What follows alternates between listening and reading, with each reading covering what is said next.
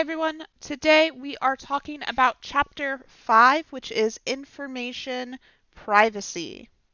Okay, so information privacy really comes down to the privacy that we expect as individuals, but also as portions of the public, right? So, what do we expect to be private when we're in public? What do we expect to be private when we're home alone? And what exactly privacy means in the age of technology, as well as whether or not we have a natural right to privacy.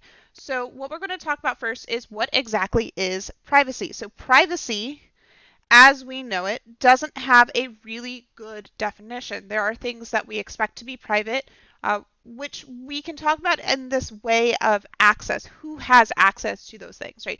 Everybody likes private time, whether it's because you want to go to the bathroom alone or just spend some time in solitude, or you want to spend some time in private with a couple friends, maybe watch a movie.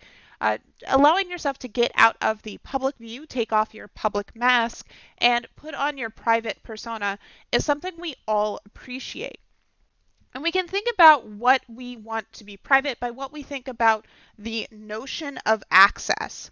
So the notion of access comes back to who has access to our private self. So if you're in public, there's a much smaller, what we might call a zone of access, right? I will have a personal bubble around me that is what I would consider to be my private space. Only I or people that I trust can access this particular aspect of me, right? If someone's holding my hand or touching me on the shoulder, I'm going to be various different degrees of uncomfortable based off of who that person is and maybe the context of the situation. If we are talking about who has access to our homes, for instance, we might consider our family to have access, be allowed into that zone of accessibility. And those who we don't want to have access, right? Think, for example, you don't want, a stranger off the street to be able to come into your home and just stop by any time. You have a zone of inaccessibility for them, and you want to only allow those that you trust into that zone of accessibility. So there's this notion of access and this other thing which we'll call the zone of inaccessibility. And this is the term the book uses. So that's just what we're going to call it. I know that I was saying zone of accessibility. The book calls it a zone of inaccessibility. Same concept. We're just talking about it from different perspectives. Now, there's a lot of potential harms that come with too much privacy, though. And this is something we need to be wary of. So a lot of harm can come from people having too much privacy, and the biggest one that we'll talk about is crime. So with privacy comes the potential to plot or otherwise produce criminal actions, and this could be a serious problem. Think, for example, what kind of privacy we allow in our mail system and what kind of criminal acts can actually take place through that mail system. Now, technically, doing certain things that are criminal through the mail system results in a highly federal level of crime, but also general communications about what you're doing isn't necessarily a crime. When you're using the mail system, this is an expected use of it. We expect a certain level of privacy within our mail. But with that privacy comes the possibility of people using the mail to complete acts that we don't agree with as a population or as a society. And the other aspect that we'll talk about is injury. So privacy can also lead to injury.